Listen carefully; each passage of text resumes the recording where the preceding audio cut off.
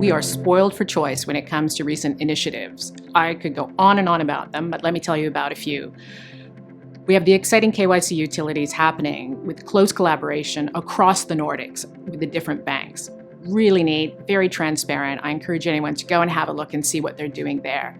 Then, of course, we have in the Netherlands the initiative that's taking place between 3 of the key banks around KYC sharing in relation to corporate clients. And then, of course, there's the lesser-known initiative in Germany, where an alliance of banks are trying to work together with the FIU to be able to exchange information and better detect criminals and criminal activity. So there's just tremendously exciting stuff going on right now, and I'm really excited to see how it plays out.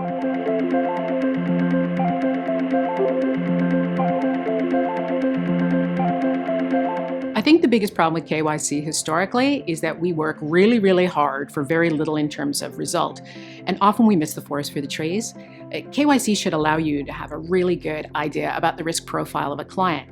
These technologies won't just give you a good picture, but you'll have a much better idea at the beginning as to how you would expect a client to behave, how they would conduct themselves, how they might use your products and services. So actually it's going to allow people to start working a lot smarter instead of just harder.